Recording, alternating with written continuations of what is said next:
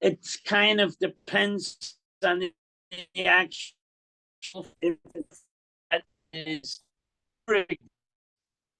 and it's then you have a much longer growing season than a farm that gets rained on, because rain is a short and there's one growing season. If it's an apple orchard, he would be busy most of the time because he's got to maintain the trees and prune the trees. But if, for example, it's a mixed orchard where apples and oranges and pears then he would have to be there every single day because he's dealing, like Esther on the tree all the time. So it's what occupancy means. Okay, now the person if it's 3 years, as we will define, if the old owner comes and says it's mine, the new guy says, "What are you talking about? I bought it from you, or I inherited from my father." If he doesn't have a claim of legitimacy, Mamish is a squatter. He could be there for 20 years. It wouldn't matter. He has to have a claim of legitimacy. Okay, so that's one of the areas that the Mishnah goes into and that the Gemara will discuss, how you define those things. A second factor that the Gemara will go into is, where did the 3 years come from? Why not 2? Why not 5? What is the source for the number 3 for a chazaka? That will be discussed. All right, so we'll start the Mishnah. Cheskas habatim. When it comes to the chazaka on a house or some other building, or habayros hashikin v'hamaoros, these are wells, ditches, and vaults. These are all water storage facilities. And the presumption is with houses that you use it all the time. The presumption is with water storage facilities that you draw water daily. Okay? Here, I believe it's talking about not a pigeon coop on stilts, where you would only take pigeons occasionally. We're talking about a chicken coop, where you're going in every day and taking eggs, or every week and grabbing a chicken to make chicken soup for Shabbos. So that's what we're talking about here. Vaha merchatzos. A merchatz is like a bathhouse, and maybe Reuven doesn't take a bath every day, but every single day, customers are coming taking baths. So the guys and they have to keep the water warm. So guys there all the time. Okay, Obeis Habadim. This is the structure of an oil press. So even though typically olives are pressed the week or so after they're harvested, and that's a fixed time in the year, maybe a couple of times for different species of olives, many olive growers have too many to do in the day, and they want to sell fresh oil. So they may store oil and press it every month over a period of time. They may also have barrels of oil that are divvied out to customers as they show up. So this combination of activities and transactions means it's used on a daily basis over the whole course of the year. Okay, Beis Shalachim. These are fields that have an irrigation system where water is drawn from a river and they have the channels and stuff. So it has a very long growing season, because you can plant wheat in the winter, and then you can plant spring wheat, and then you can plant tomatoes, cucumbers. So And then after that's all finished, you have to fertilize and plow and get ready for next. So an irrigated field is essentially busy all the time. Okay, avodim. Now, even though avodim are not karka, the halacha of avodim is the same as karka. So if I buy a slave from you and you come back and say you never paid for the slave, within the first 3 years, you can Bezdin would return the slave to you. But after 3 years, I have a chazaka. You didn't complain during the 3 years, so the Bezdin would have a presumption, absent proof, like an IOU that was never paid. I keep slaves. Okay, v'kol shehu she'osa peiros todir. Here, the word Paris doesn't literally mean fruit. It means produce or benefit. So a bank account, the Paris is interest. So here, anything where the utilization of it is on a consistent basis all the time. Right? So it's wrapping in anything else that wasn't mentioned. It's a chazaka is established by using it continually, miyam liyam, literally day by day, but it means continually for 3 years. Okay, now soda habal, but a field that has no irrigation system, it relies on the rainy season, which is a short, intense rain. And it will produce only one crop.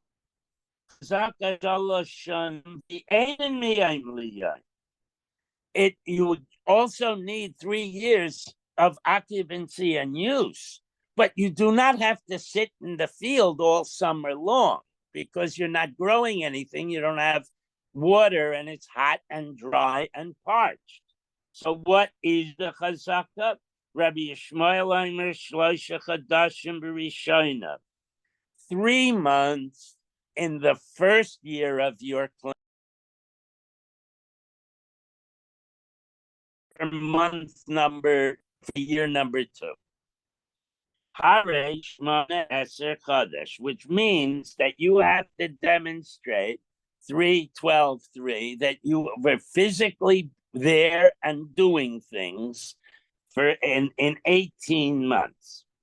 Rabbi Akiva Omer Chodesh Rishana 1 month in the first year, because you can plant for 2 weeks, let it grow, come back and harvest for 2 weeks. That's 1 month. Chodesh B'Achrayna 1 month in the latter year, and Shnayim Aser Chodesh B'Emtza, and intervening year, which is Hare Arba Eser Chodesh, that's 14 months. So that was a machlokes between Rabbi Akiva and Rabbi Yishmael that we'll discuss. Omer Rabbi Yishmael b'medvarim amurim. What am I talking about when I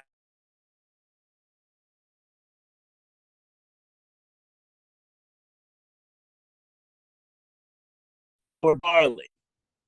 Okay, or sprout. Aval beside the ilon, but with a orchard of mixed fruits.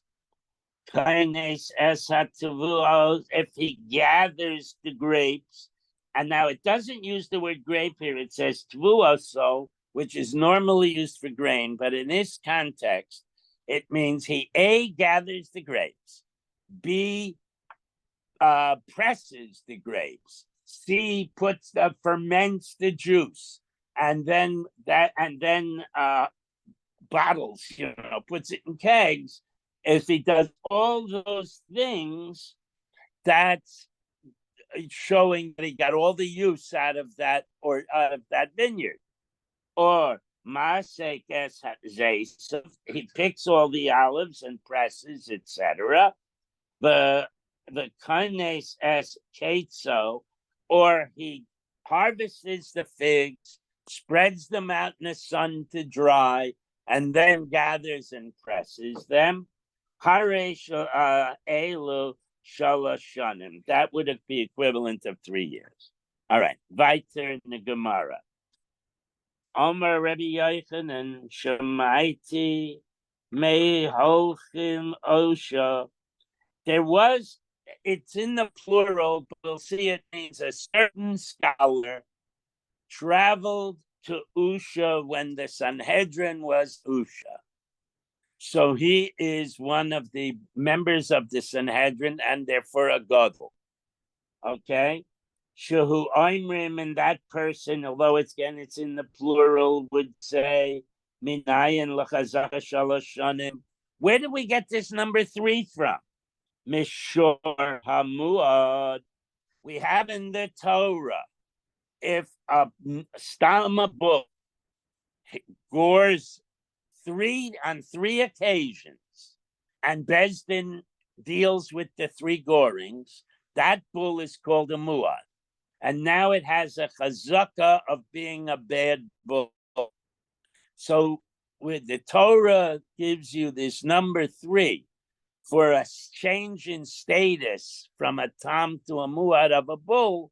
So Rabbi Yochanan is postulating that that's the standard for a change in status, like going from one owner to another.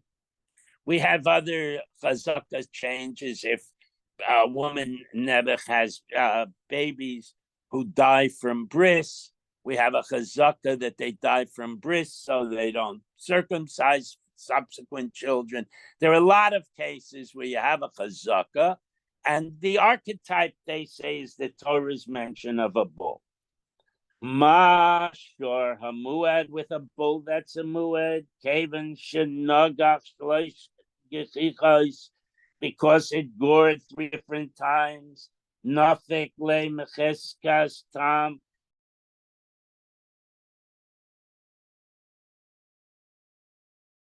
So that's the dynamic. Also with other chazakas, like the land.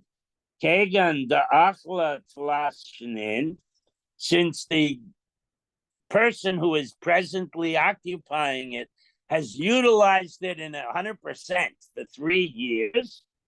Nafik law meiresh amoicher meshus moicher. We assume that the person who gave it up, where here it uses the word seller, because that's the normal way you give up property. Your son could inherit it, but normal transactions are for money, and the Torah says you acquire land with money. So the seller gave it up. The kind of labrishus lakeach, and now other factors being equal, it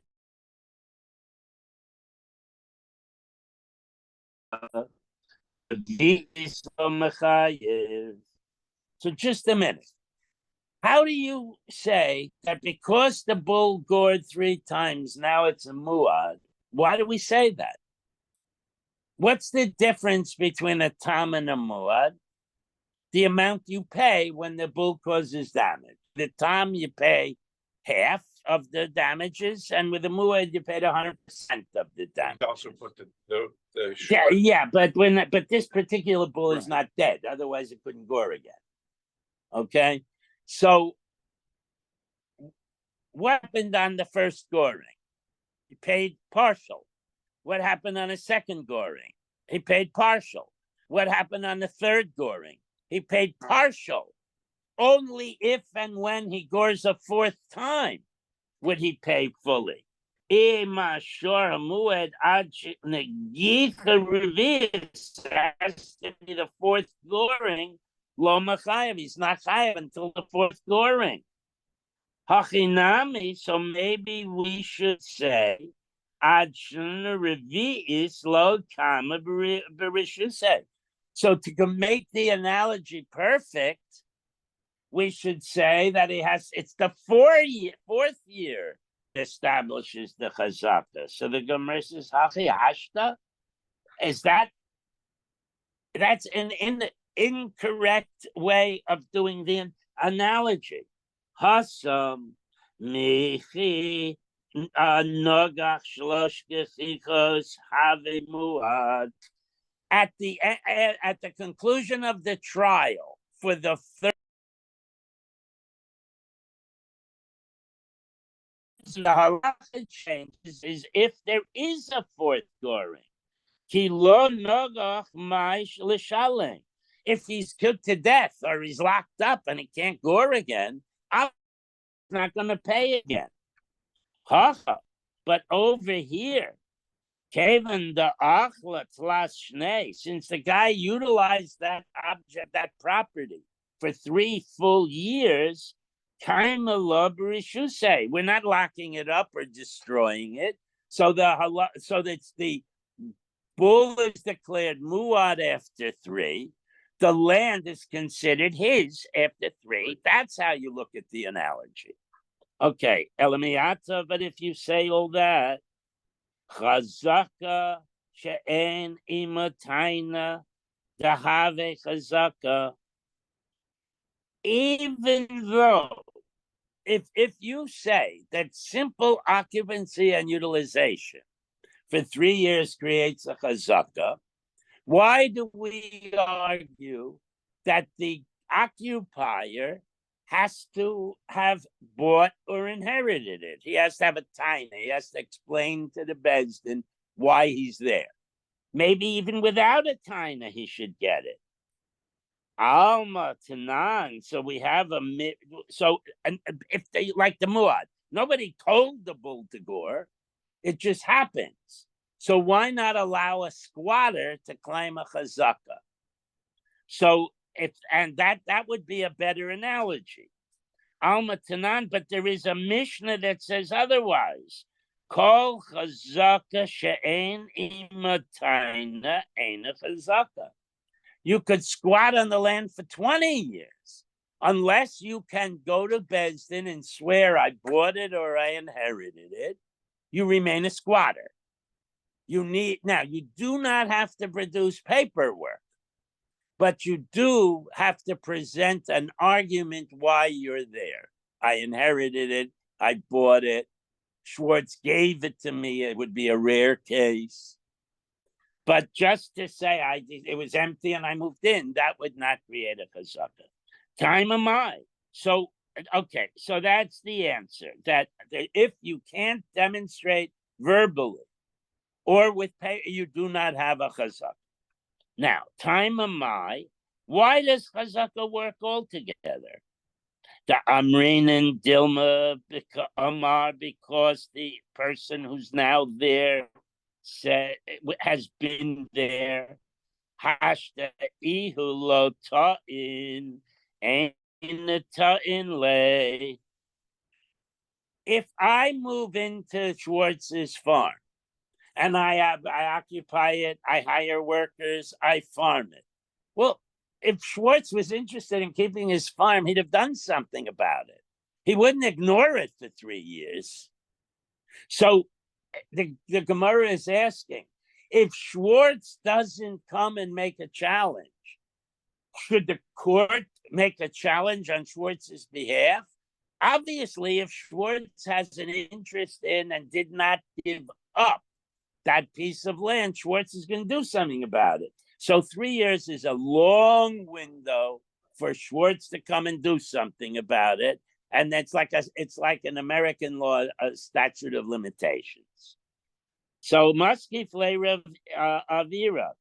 Rav Avira argues, Elamiyata macha shelo lefanav lo tehave mecha. We have a principle that with the bull, for example, the guy who's gored or his representative has to go to court, and the owner of the bull has to go to court, and I think they even have to bring the bull to court. And if the owner of the bull is not present, then the court doesn't even hear the case. You have to be there for a macha, dumya deshor muad, like in the case of the bull. Ma shor hamuid befanav me'inan, that the bull and the bull's owner have to be in court for when they prove the bull gored.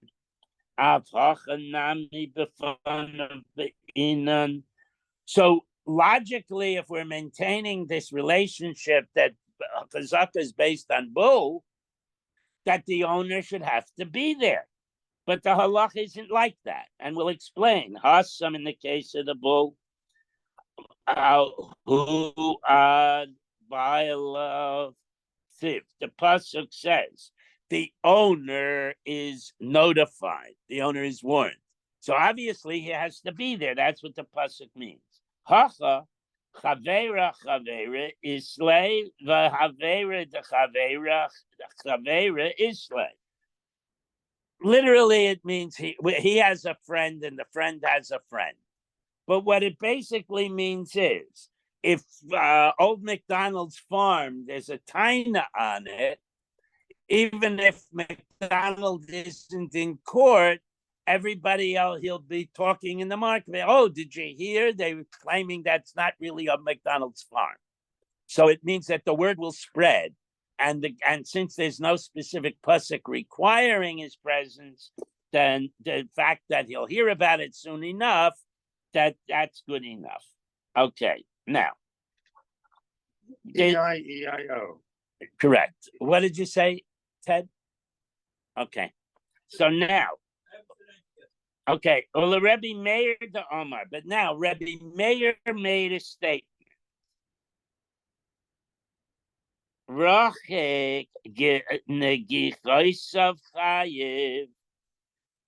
the bull gores Monday, Wednesday, Thursday, in other words, if the bull's goring activity is spread over a block of time, okay, the next time he's got to pay full damages. How long the block is? It doesn't really, well, yes and no. Okay, if the bull gores every Monday, right, 3 Mondays in a row, the Beis Din might argue that's because you're dragging it to the market and there are a million people in the marketplace and the bull gets scared. But on Tuesday, it's not a muad. It's a muad for Monday. Or if it gores only on Shabbos, you say that's because the kids don't come and play with it. In other words, if there's a reason to argue that the regularity of the spacing is a special case, then it's not stam a muad, it's a muad l'Shabbos or a muad l'Yom Rishon.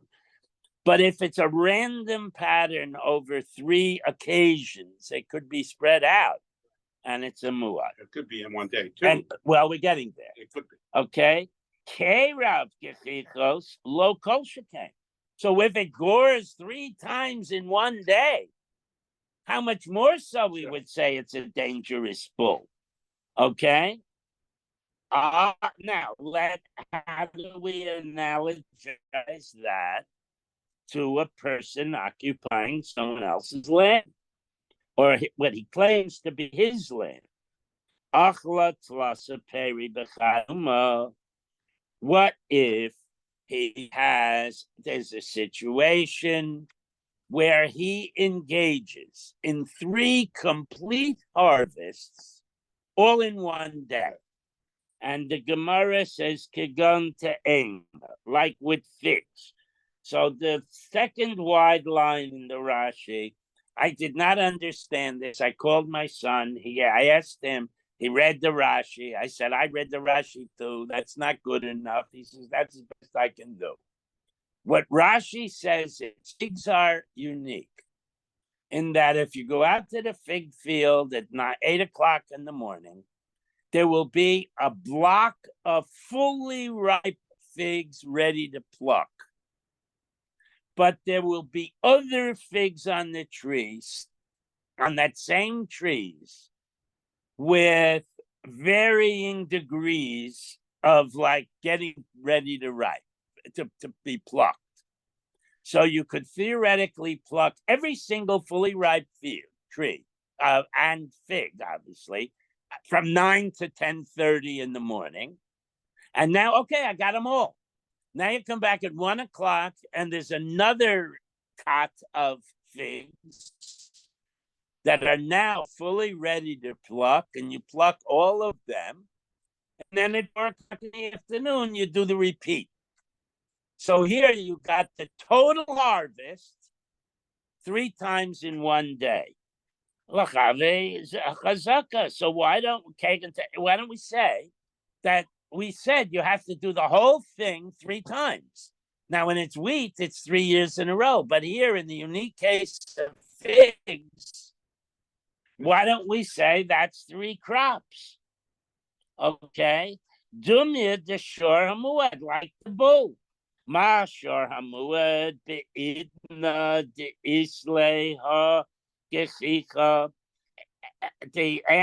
When the bull gores, the second victim doesn't exist. It hasn't happened yet. Okay. So Lesa laha gechicha. The next scoring didn't happen yet. It doesn't exist. So hachinami, when it comes to crops, the idna de isa lahai pera, lesa lahai pera.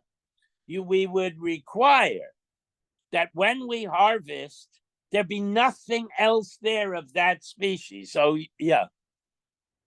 Could a bull gore 3 times in one day? Yeah, of course. 3 idiots don't run away. It gores me. Then Bob says, "Oh, bull, you shouldn't have done that." And it gores Bob. And then you come along and you say, "Why did you do that, bull?" And he gores you. Yeah, it's like the story of the bear, where a guy says, I'm not afraid to his buddy. They're both walking in the woods. And he says, "So I'm not afraid of bears." And his buddy says to him, "What are you talking about? Bears can run faster than you." He says, "Yeah, but I don't have to beat the bear. I just have to beat you." Right. All right. Ad Khan. So we do not analogize to the figs because the figs are on the tree, albeit unripe. Sure, you can. What? The bear? Oh, that we're not. No, you can't ask on the story about the bear.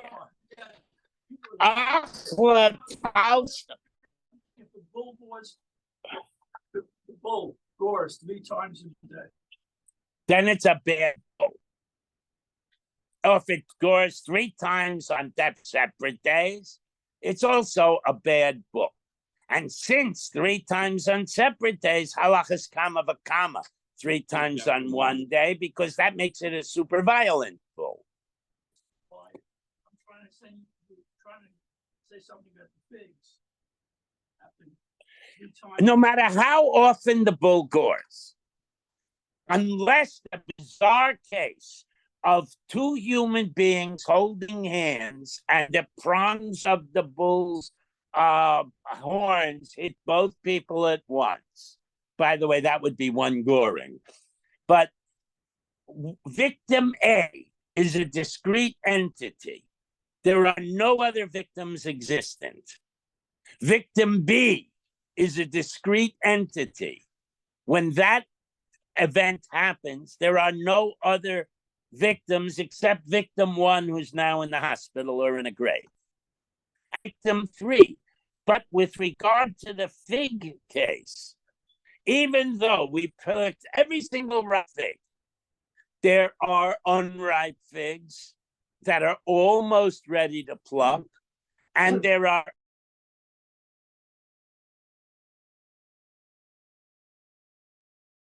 that's why the analogy doesn't work. Victims happens. Figs remain figs, whether they're plucked or not.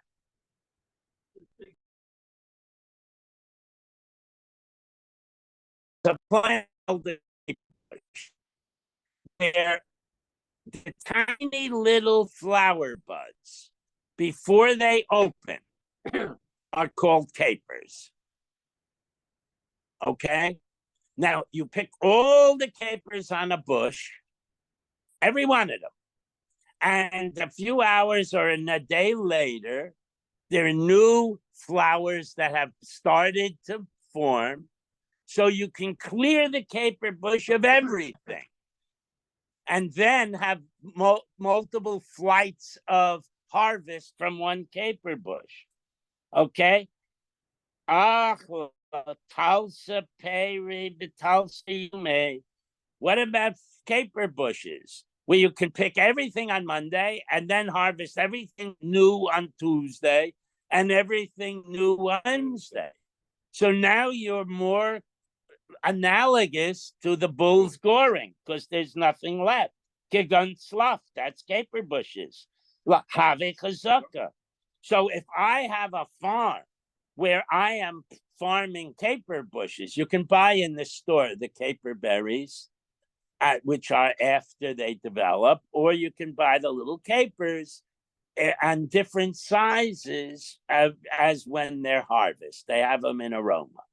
So why don't we say that 3 days is enough for the caper bush? And you could have a chazak in 3 days, in only 3 years. So the Gemara answers, Migmarhu deka gomer v'yazil. If you took a magnifying glass and looked at the end of each little branch, you would see that a caper bud is forming. So it's not true that it's completely non-existent. Whereas with victim 2 and victim 3 of a bull, the victimhood is non-existent until the goring occurs. So that analogy doesn't work. Okay, so we knock out the capers. But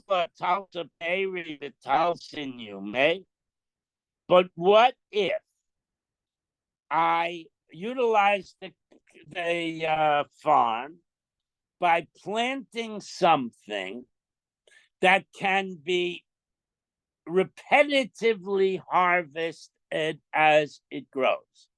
There's a thing called aspasta, which is rapid growing reed, and it's used for animal fodder. So the complete growing cycle, let's pretend, I don't know the height, but let's pretend it's 6 feet high when fully ripe. But you could harvest it after 2 feet, and that would be perfectly good at nice tender shoots. And then you could harvest again after 10 days, and you could harvest again after 10 days, and you're cutting it down right to the ground. So it doesn't exist anymore. Okay? Achla tulasa peirev tulasa yaime. What about harvesting 3 crops within 30 days? Aspasta, like aspasta. Lahari chazaka. Let's call that a chazaka. So, hey, dummy, what are we talking about? How can you continually harvest it?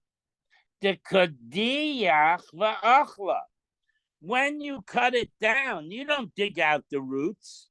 You just cut it down to like grass is an inch tall, a putting green. But the tiny bit is left, so it could regrow. Okay? The kadiyach v'achla, and then it grows it adds new growth, and you harvest it again. Hasam mishmathu daka shamit v'achil. So all you're really doing is grabbing and using. You're not digging the plants out of the ground, so they'd be totally new. So that analogy doesn't work. Okay? Achla talsa peri b'talasa yarche. But what about if I take one big field and I plant cucumbers, and then I plant radishes, and then I plant tomatoes? And let's say I very carefully select produce that has about a month from planting to maturity. So in one growing season, I could first harvest cucumbers in my case, and then radishes, and then tomatoes. So why don't we call that a 3 harvest cycle? And therefore I have a chazaka. Achla talsa peri b'talsa yarche, 3 crops over 3 months. Kigon aspasta, which is the aspasta takes a full month to grow, but I could dig out all the plants and then I could plant new seeds. And I could do that 3 times. Lahave chazaka, let that be a chazaka. So now that already becomes a decent analogy and it can't be easily challenged. So we go back to Mandal Che Usha, the guy, although it's in the plural, who went to Usha. Who was it? Rabbi Shmuel. Well, Rabbi Shmuel Hachinami, and according to Rabbi Shmuel, absolutely.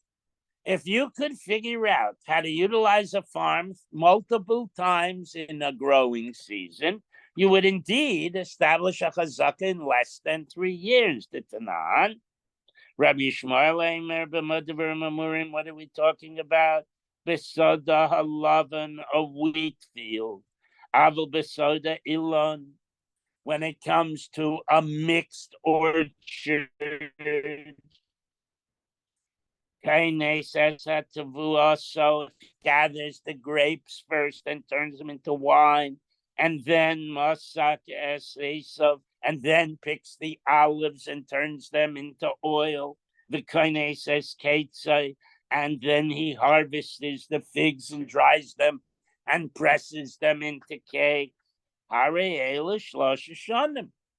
Even though he does that all in one growing season, it's the equivalent of 3 full years.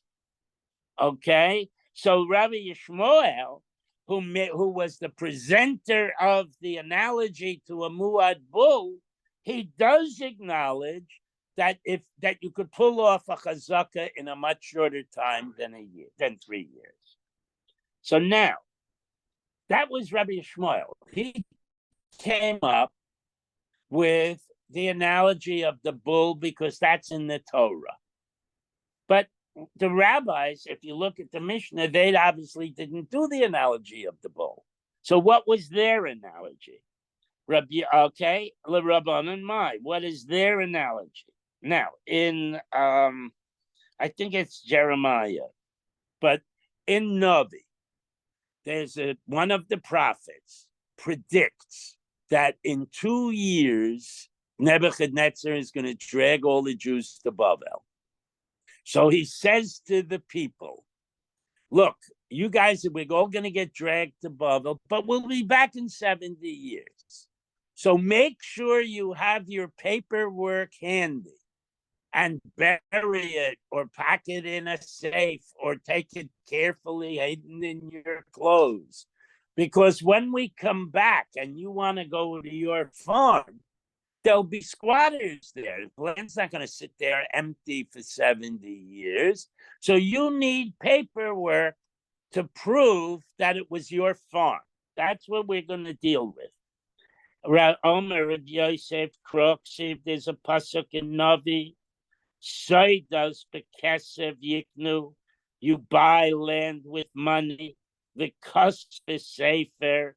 And you write a written deed on parchment by a sofer, v'chasim, and witnesses attest to the validity of that deed. Okay? Shahari, Navi Oimevi,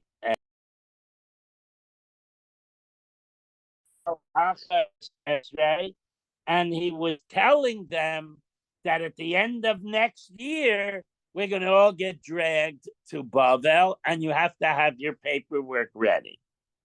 So therefore, he says 2 years is not enough to establish a chazaka. And that's we determined, therefore, a chazaka is 3 years. But that's halachic. So the Gemara asks, Amalei Abaya wonders, Dilma Hasam Eitzah Tova Kamash Malon. Maybe he's just giving a good suggestion, and that's not a decent source for determining a chazaka is 3 years. And tune in tomorrow, and we'll deal further with this issue.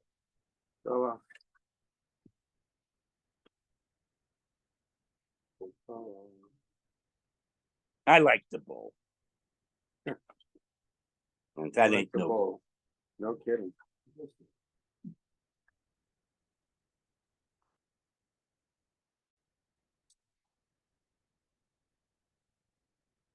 Okay. I'll take you home, Ruben. So we'll learn about, well, Yeah, let me look at how long it is. I don't know. Yeah, 12:30, 1:45. then we can go to Marvin. No, but we could go to Minka. Right.